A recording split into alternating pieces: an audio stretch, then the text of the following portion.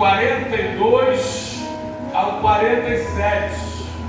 Vou botar minha lupa aqui, já passei dos 18 um pouco. Diz assim a palavra do Senhor: e perseveravam na doutrina dos apóstolos e na comunhão, no partir do pão e nas orações. Em cada alma havia temor, e muitos prodígios e sinais eram feitos por intermédio dos apóstolos. Todos os que creram estavam juntos e tinham tudo em comum. Vendiam as suas propriedades e bens, distribuindo o produto entre todos à medida que alguém tinha necessidade. Diariamente perseveravam unânimes no templo, partiam o pão de casa em casa, tomavam as suas refeições com alegria e singeleza de coração, louvando a Deus e contando com a simpatia de todo o povo. Enquanto isso, acrescentava-lhes o Senhor dia a dia os que iam sendo salvos. Amém, amados? Pode tomar um assento, por gentileza. Eu queria pedir gentilmente, com a autorização do pastor Marcelo, que o sonoplasta pudesse tirar do fundo musical. Obrigado, minha esposa. Ao contrário de alguns, eu não me concentro, não consigo me concentrar com o fundo musical. Eu agradeço muito em nome de Jesus. Amados, eu gostaria de falar nessa noite, baseado nesse texto, sobre as 4 principais colunas do cristão. Estou vendo aqui algumas colunas até expostas, Lógico que essa propriedade aqui, ela precisou de fundação e de colunas para ela ser sustentada. Assim também a nossa vida precisa de coluna. Eu já preguei essa mensagem lá na nossa igreja. Eu gosto de mencionar, o meu pai com 98 anos me ajudou há 30 anos atrás, construir a nossa casa em Maria Paula. E nós estávamos pagando aluguel, Nayara com 1 aninho de idade, transferida pela maternidade, e eu tinha sido mandado embora da Engar, presa de ônibus, eu era rodoviário durante 10 anos, e eu precisava sair do aluguel, morávamos em Nova Grécia, Tribobó. Eu queria construir uma casa para entrar, colocar minha esposa, minha filhinha, Nayara, e era isso. E o meu pai, ele me fez 12 sapatas, cada buraco daquela sapata tinha cerca de 1 metro de largura, algumas mais de 1,80 m de profundidade. Uma, meu irmão Marcelo, 1,70 m, um pouco mais baixo que eu, sumiu dentro dela, todas com radier, com pé de galinha, subindo com 6 ferros, 12 colunas.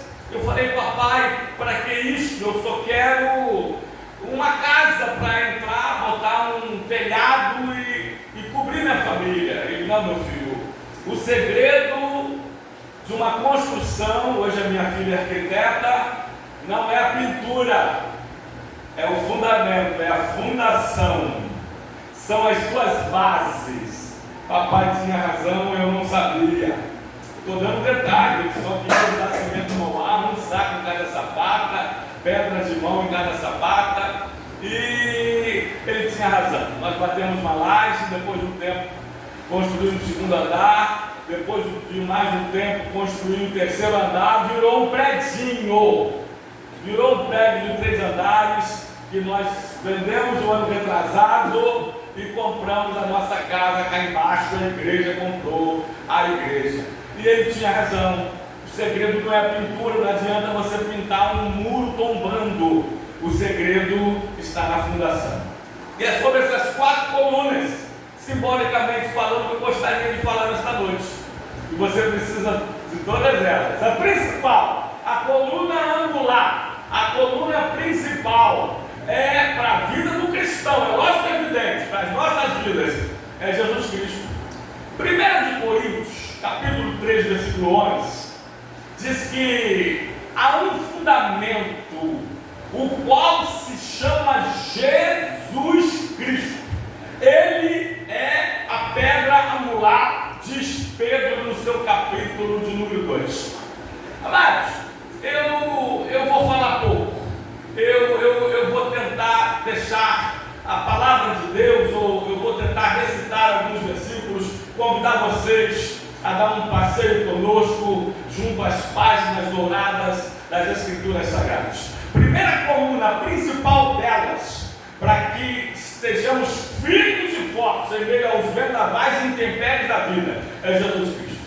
Livro de Mateus, capítulo 1, versículo 21, diz: o seu nome será Jesus, porque ele salvará o povo do pecado deles. Eita! Livro de Mateus, capítulo 9, versículo 12, ele diz que os sãos não precisam de médicos, sim os doentes. Eu não vim chamar justos, mas sim pecadores ao arrependimento. Livro de Mateus, capítulo 11, versículo 28, ele diz: vinde a mim todos que estão cansados e sobrecarregados, e eu os aliviarei. Livro de João, capítulo 1, versículo 1 e versículo 11, diz que ele, Jesus, veio para os que eram seus, os judeus, mas os seus não receberam, mas a todos quanto receberam, deu-nos o poder de serem feitos filhos de Deus.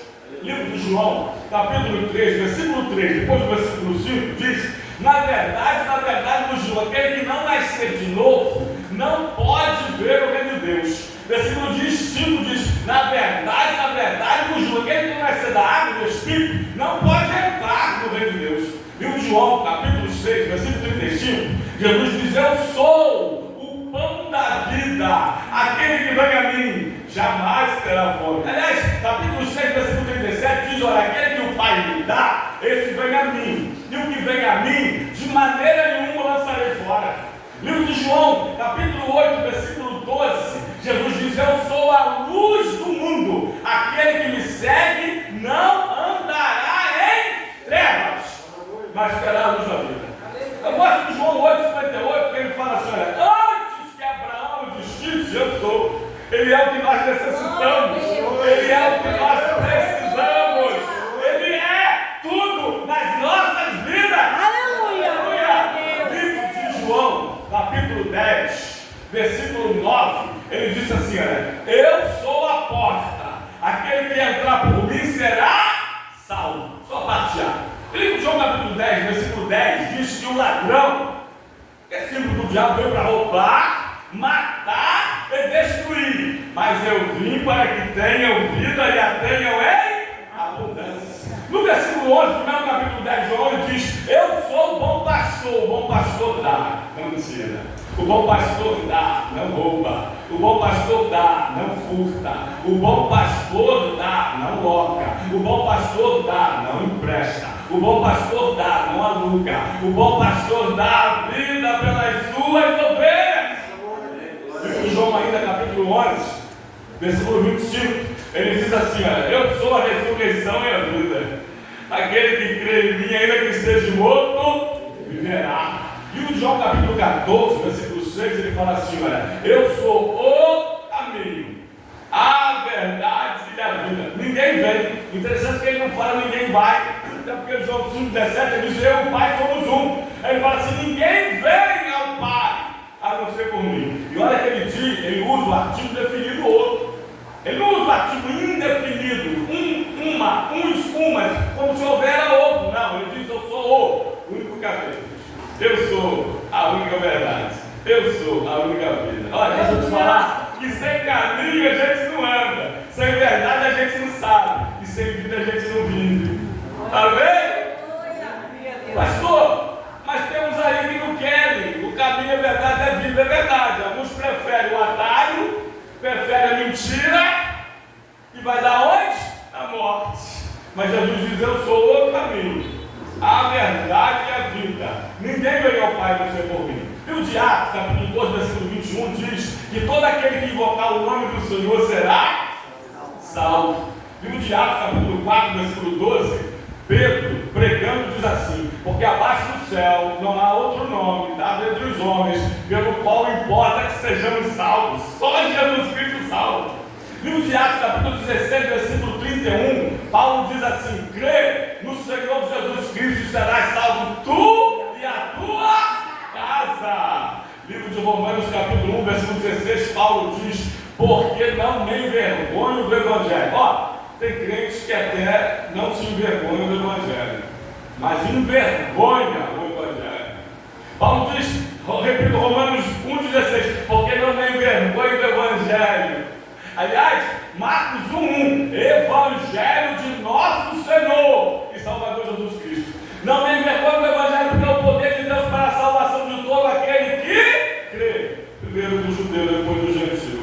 Livro de Romanos, capítulo 10, versículo 9, diz que se com a tua boca confessares ao Senhor e em teu coração creres que Deus o ressuscitou, serás salvo. Serás salvo. Louvado e glorificado seja o nome do Senhor. É dessa forma. Ó, 1 Timóteo, capítulo 2, versículo de número 5. Há um só Deus, é um só mediador entre Deus e os homens, o qual é Jesus Cristo. Há um só Deus e um só mediador. Não existem outros mediadores. Não existe nenhuma mediadora. É só Ele o mediador entre nós e Deus. Livro de Tito, capítulo 2, versículo 11, né? Porque a graça de Deus se manifestou salvadora, viu? Graça salvadora a todos os homens. Livro de Hebreus, o autor anônimo, no capítulo 2, versículo 3, diz: como escaparemos nós se negligenciarmos, se negarmos a essa tão grande salvação, a esse tão grande Salvador? Aleluia! Livro de Hebreus, ainda capítulo 7, versículo 25, diz que Jesus é poderoso para salvar a todos que por meio dele se chegam a Deus. Porque Hebreus 13, 8 diz que Jesus Cristo é o mesmo ontem, hoje e o será eternamente. Aleluia! Apocalipse, capítulo 3, versículo 20, ele fala assim, ó, Jesus, a nossa coluna principal, ele diz assim, Apocalipse 3:20, eis que eu estou à porta e bato.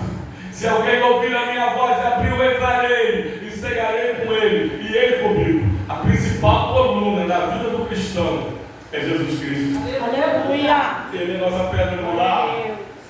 Ele, esse fundamento que Paulo diz em 1 Coríntios, capítulo 3, versículo 11. O fundamento que já foi posto, o qual é Jesus Cristo. Mas segundo lugar, queridos amados irmãos, segundo lugar, a segunda coluna do cristão, a segunda coluna do cristão se chama Palavra de Deus. Eita Jesus! As últimas pesquisas do IBGE diz que ainda existem mais Bíblias nas casas do brasileiro do que celulares. Só que o celular está dando de goleada. É verdade ou mentira, irmãos? A internet,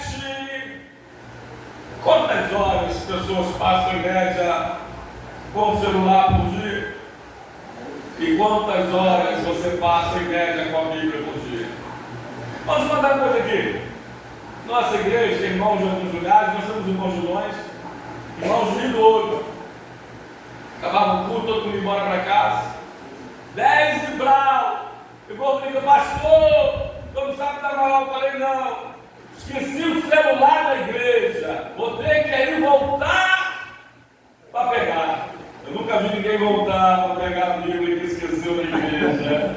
Celular, desce o morro de novo, pega ônibus, pega de volta, sobe o morro de novo. Fui chamado no hospital. A moça internada que já passou por nossa igreja nos chamou sem família e nós fomos até a assistência social. Disse, pastor, essa menina surtou. Magrinha, quantos quilos tem, né? 34 quilos, não é isso? 34 quilos. Surtou, querendo quebrar o hospital todo, porque tiraram o celular dela. Ela disse que toda a vida dela estava no celular.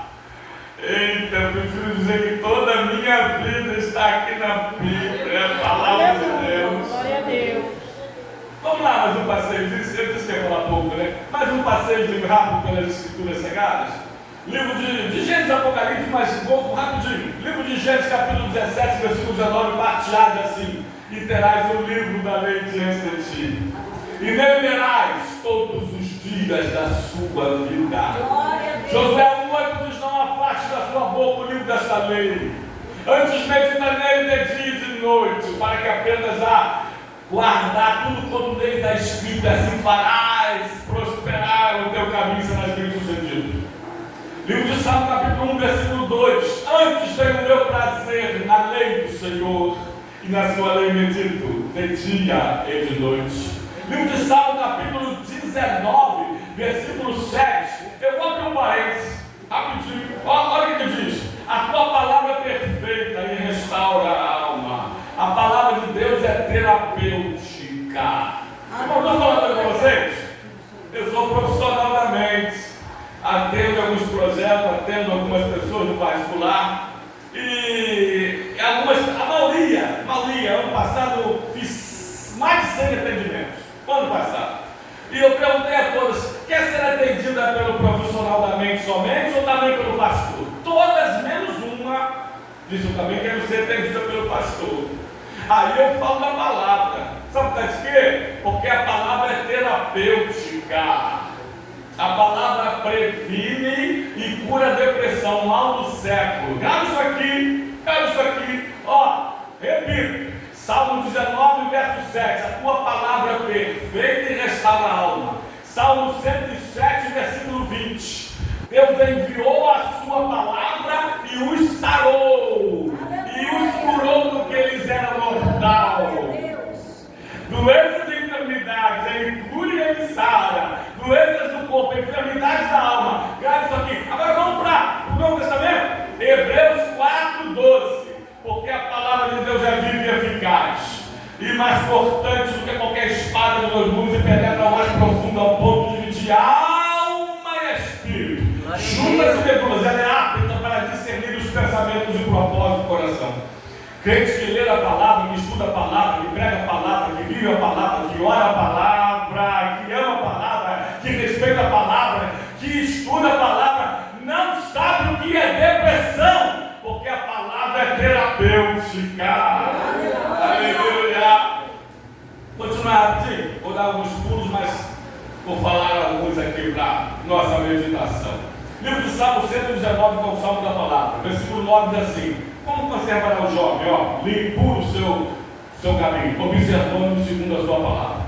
Livro de Salmo 119, versículo 11: guardando. A edição revista corrigida diz: escondi a tua palavra. A edição revista atualizada diz: guardo a tua palavra no meu coração, para eu não pecar contra ti. O mesmo Salmo 119, versículo de número 89, diz: para sempre, ó Deus, a tua palavra está firmada no céu. O mesmo Salmo 119, versículo 105, diz: lâmpada para os meus pés é a tua palavra, e luz para os meus caminhos. O mesmo Salmo 119, versículo 140 diz: puríssima é a tua palavra, por isso o teu servo a ama, a estima. Eita! E Isaías 34:16 diz: buscar no livro do Senhor e lê-te, porque todas essas coisas acontecerão. Livro de Jeremias, capítulo 1, versículo 12 diz: viste bem, porque eu velo sobre a minha palavra para cumprir. Não passará um tio da lei, da palavra, sem que tudo se cumpra. Livro de Mateus, capítulo 24, versículo 35 diz: passarão os céus e a terra, mas as minhas palavras não hão de passar. Livro de João, capítulo 5, versículo 39 diz: examinai as escrituras, porque julgais ser nelas a vida eterna, e são elas mesmas que testificam de mim. Eita glória! Aleluia! Livro de Atos, capítulo 17, versículo 11, diz que os de Bereia, eles eram mais nobres do que os de Tessalônica, porque eles examinavam as escrituras diariamente, para ver se as coisas eram de fato assim. Os nossos dois filhos aprenderam a ler com cerca de 5 anos e meio nas escrituras. Eita, louvado seja o nome do Senhor. Livro de Romanos, capítulo 10, versículo 17. Diz que a fé veio pelo a fé veio pelo ouvir e ouvir. Ouvir e ouvir. A fé veio pelo ouvir e ouvir a palavra de Deus. Aleluia. Livro de Efésios, capítulo 6. Do 10 ao 18 é toda a armadura do soldado cristão. na batalha espiritual, né? E de todas as armas, todas são defensivas, só tem uma ofensiva. Tá? No capítulo 6, versículo 17, parte B, diz assim: tomai também a espada do Espírito, que é a palavra de Deus. Foi com essa arma poderosíssima, foi com essa espada do Espírito, que é a palavra de Deus, que Jesus venceu as 3 tentações do deserto de Mateus 4, de 1 a 11. 3 tentações do corpo ao Espírito, ele venceu com versículo 4, versículo 7, versículo 10. Ele diz: está escrito, está escrito, está escrito. A última ele falou assim, versículo 10, retira-te, Satanás, porque está escrito: ao Senhor teu Deus adorarás, e somente a Ele, somente a Ele, somente a Ele, somente a Ele prestarás culto. Aleluia! 2 Timóteo capítulo 2, versículo 15, diz assim: procura apresentar-se a Deus aprovado, como obreiro que não tem de que se envergonhar, e que maneja bem a palavra da verdade. 2 Timóteo capítulo 4, versículo 2 diz: prega a palavra a tempo e a fora de tempo, quer seja oportuno, quer não. Eu vou voltar no 3, 2 Timóteo capítulo 3, versículo 15, eu sempre lembro dos meus filhos. E o versículo 16, versículo 15 é assim: porque desde a infância sabe as sagradas letras, que podem tornar-te sábio para a salvação que há em Cristo Jesus. Ao terceiro assim: porque toda a escritura, de Gênesis a Apocalipse, nos seus 66 livros, nos seus 1189 capítulos, nos seus 31.173 versículos, toda a escritura é inspirada por Deus e apta para o ensino, para a educação e para a correção da justiça. Aleluia, Pai. Louvado seja Deus. Livro de Hebreus, eu já falei, vou repetir nunca demais, capítulo 4, versículo 12. A palavra de Deus é viva e eficaz, e mais penetrante, mais cortante que qualquer espada de 2 gumes. E ela penetra ao mais profundo, na divisão da alma do espírito, onde ninguém vai, onde o psiquiatra não vai, o psicólogo não vai, o psicanalista não vai, o marido não vai, a esposa não vai, o pai não vai, a mãe não vai, o filho não vai, o irmão não vai, o amigo não vai, a amiga não vai, aonde ninguém vai, só Ele, só a sua palavra. Louvado e glorificado seja o nome do Senhor. Livro de Tiago, capítulo 1, versículo 22 e 23, ele diz assim: tornai-vos, pois, ouvintes praticantes da palavra, e não ouvintes negligentes, porque quem ouve, aquele que ouve a palavra e não as pratica, comprando um homem que se contempla no seu espelho, no seu rosto natural, para o mal vai, e até mesmo se esquece de como era a sua aparência. Eita! É por isso que Jesus falou, minha primeira mensagem, me converti no dia 11 de novembro de 84. 3 dias, os 3 dias mais importantes da vida de um homem, grava isso aqui. O dia que você nasceu, nasci no dia 23 de novembro de 1968. 56 anos, nem parece, não é? Parece, parece que está com criança, né? Os 3 dias mais importantes da vida do homem, o dia que ele nasceu, ele nasceu no dia 23 de novembro de 68. O dia que ele nasceu de novo, o dia que ele nasceu do Espírito, João 3:3, 3:5, eu nasci de novo no dia 11 de novembro de 84. E o dia que ele descobriu para que ele nasceu. Eu descobri para que eu nasci, uma vigília, no dia 2 de março de 85. Eu descobri que Deus me chamou para pastor e professor, pastor e pregador. Naquela vigília, os 3 dias. Você sabe o dia que você nasceu? Você sabe. Você sabe o dia que você nasceu de novo? Você lembra? Eu não consigo esquecer, eu esqueci. Agora você sabe o dia, você precisa descobrir o dia, ou saber o dia que você descobriu, ou pelo menos você precisa descobrir para que você nasceu. Eita! Louvado seja o nome do Senhor. Aí em março de 85, eu, com 5 meses, de conversa, que antigamente era assim, não, antigamente era pecado rejeitar a oportunidade. Aí eu fui convidado para pregar no culto de mocidade, que tinha todo último sábado, lá na Riodade, congregação do Fonseca. Aí eu preguei minha primeira mensagem, como ser casa forte, 16 anos de idade, que ia fazer 5 meses de convertido. Né? Eu tive novembro, dezembro, janeiro, fevereiro, março. Aí eu preguei sobre Mateus, o sermão do monte que nos eleva no Vale da Depressão, capítulo 7, versículo 24 a 27. E Jesus disse: todo homem postou as minhas palavras e as pratica, será comparado a um homem insensato, que edificou a sua casa sobre a rocha, e caiu as chuvas, transbordaram os rios, sopraram os ventos, e deram com ímpeto contra aquela casa, mas ela não caiu, porque foi edificada sobre a rocha.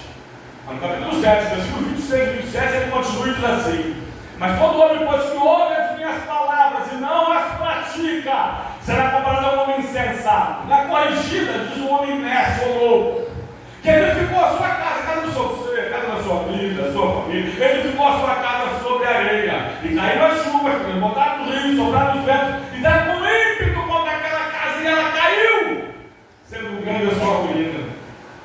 Aí eu falei, eu nunca esqueci, 16 anos de idade, recém-converso. Eu disse: irmãos, não importa o que vem de fora. Olha os intempéries. Os intempéries que vieram para um, vieram para outro. Caíram as chuvas, transbordaram os rios, sopraram os ventos. Simbolicamente falando, são lutas. Né? Caíram as chuvas. Lutas que vêm de cima, provação. Só Deus prova, Deus não atenta, Deus não tenta ninguém. Aliás, Deus te prova para te aprovar. Deus te prova para tirar o melhor de você. Aí transbordaram os rios. São lutas que vêm de baixo. Provérbios 5 diz que o inferno lá embaixo. Então são tentações do diabo. O diabo não te prova, o diabo te tenta. Se Deus te prova para tirar o melhor de você, o diabo te tenta para tirar o pior de você. Eita! Mas também sopraram os ventos. São lutas que vêm do lado. São coisas normais e naturais que acontecem com todos. 2 carros podem bater, um crédulo com um crente. Eu perdi minha mãe, Deus a ganhou pela Covid. Quantos nós perdemos, nós sabemos disso. Na verdade, lutas que vêm a todos nós são ventos que vêm do lado. Mas não importa onde mesmo, pode vir de cima, pode vir de baixo, pode vir de lado. O importa é como está dentro. Se você está com a palavra, se você está enraizado, você não vai cair. Você é casa forte. E Apocalipse capítulo 1, versículo 3, Jesus fala assim, eu falei que é de Gênesis, Apocalipse, diz assim: olha, bem-aventurado aqueles que leem, bem-aventurado aqueles que ouvem, e bem-aventurado, que é mais que feliz, aqueles que guardam a profecia deste livro, porque o tempo está próximo. Porque o tempo está próximo. Rapidinho, eu vou tentar, agora não vai ser nem uma viagem, talvez um passeio rápido. Aleluia. Duas outras colunas do cristão. Terceira coluna que nos sustenta é a oração. E a oração. Bom, Gênesis, Apocalipse, mas essa mais rápida aí. Primeira menção da oração, Gênesis 4, 26. E depois de Sete nasceu Enos. E a partir daí se começou a invocar o nome do Senhor. Segundo Crônicas, capítulo 7, versículo 14: se o meu povo que se chama pelo meu nome se humilhar, me orar, me buscar e se converter nos seus maus caminhos, eu ouvirei dos céus, perdoarei os seus pecados e sararei a sua terra. Aliás, o Salmo, além de ser um hinário, é uma constante oração. O Salmo 1 é o Salmo 150. É verdade? Bom, rapidinho no Novo Testamento. Livro de Lucas, capítulo 18, versículo 1, diz assim: e contou Jesus uma parábola sobre o dever de orar sempre e nunca esmorecer.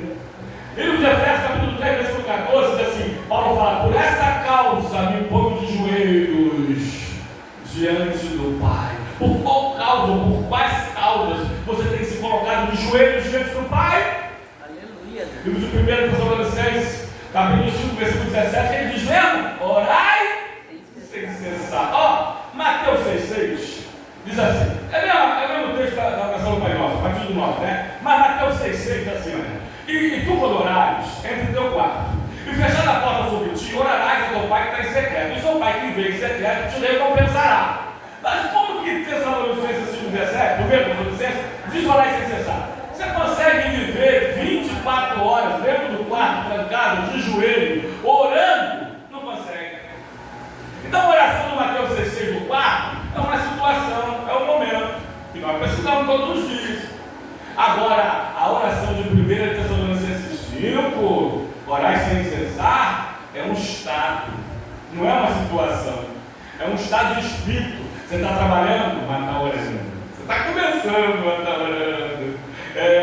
Você está viajando, mas está orando. Você está no ônibus, mas está orando. Você está dirigindo, mas está orando. Você está na igreja, mas está orando. Aonde você está orando. Não está de joelho, não está com os olhos fechados, não está falando audivelmente, mas você está em um estado de oração. Isso é orar sem cessar. Está lavando a louça, está fazendo comida, mas está orando.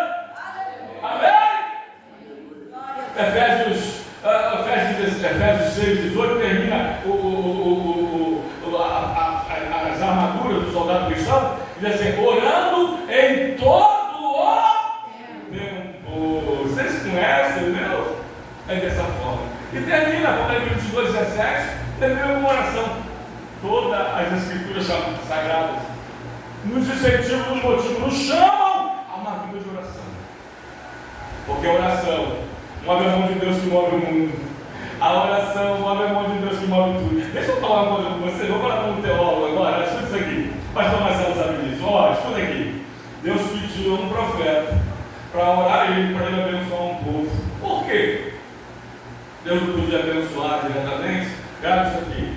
Deus não faz quase nada a não ser resposta à oração. Eita! As irmãs de oração antigamente diziam assim, olha, pouca oração, pouco poder.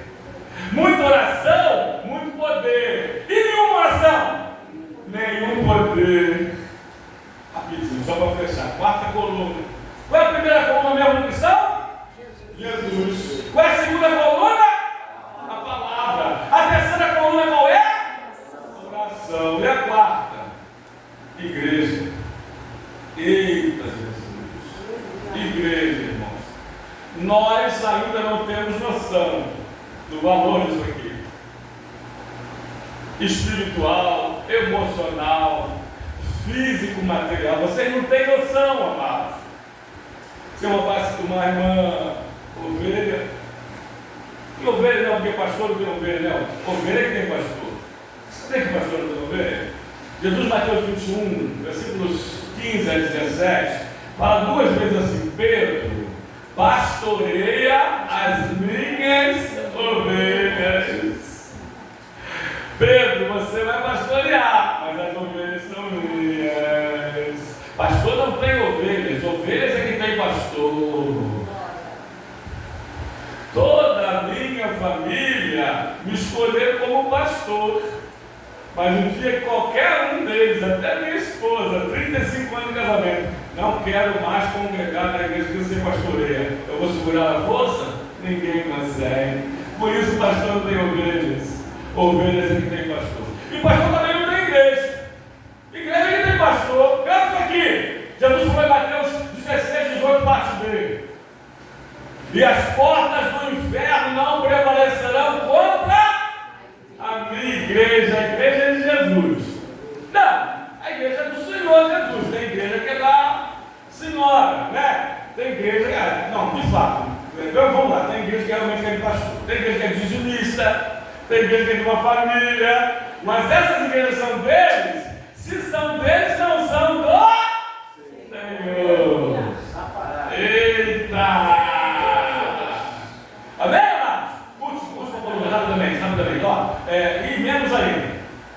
A maioria dos salmos, não sei se é a maioria, mas acho que é quase, não sei, ou cerca da metade. Aliás, assim tem um salmo, uma palavra, 119, tem um salmo só para a igreja, que é o salmo 84. Eita, diz que mais vale um dia nos seus atos do que mil nas tendas da perversidade. Eita, ó, Salmo 23, o mais conhecido do Salmo, versículo 6, último versículo assim: bondade e misericórdia me seguirão todos os dias da minha vida, e habitarei na casa do Senhor para todo sempre.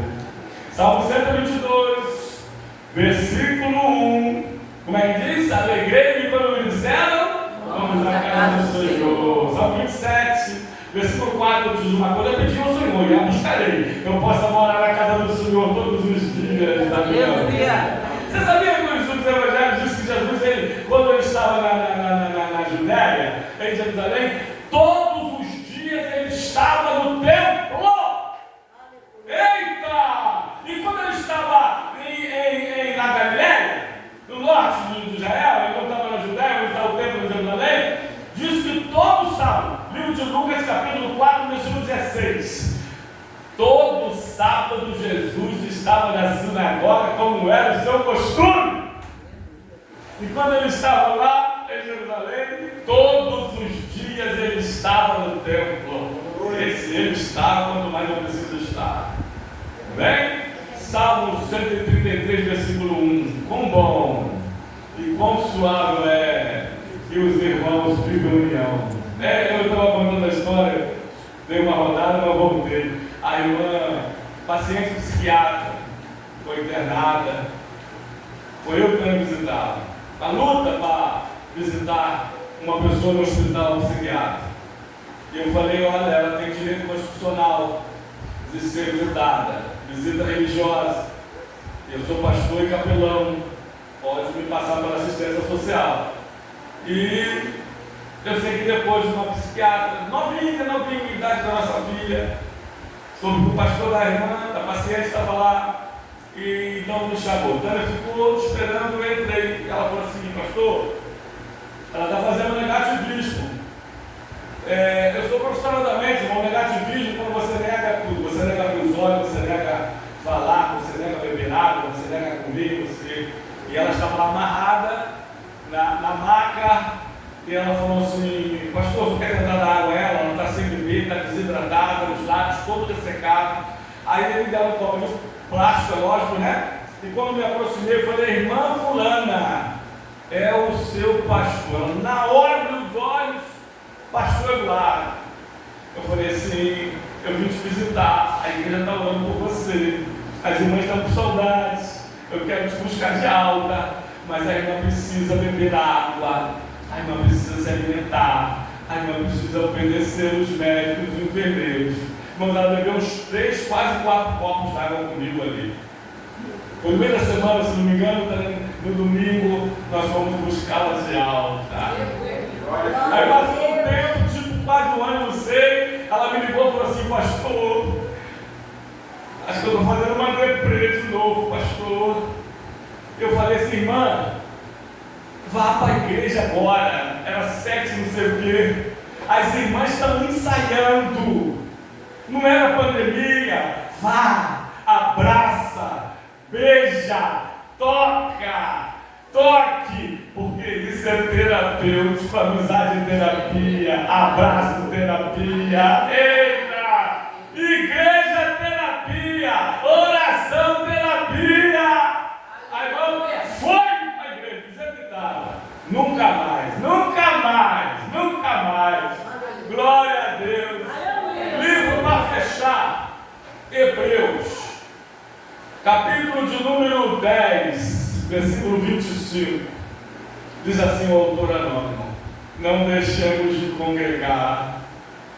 Pastor, com todo amor e carinho, me permita, eu não sou de fazer isso não. Final da mensagem, primeira vez, olha para quem está do seu lado, para quem está te ladeando, para quem está na sua dianteira, na sua retaguarda, para quem está pertinho de você assim: não deixe de congregar não. Eita! Hebreus 10, 25, não deixemos de congregar, como é costume de alguns, quanto mais que vede que o tempo se aproxima.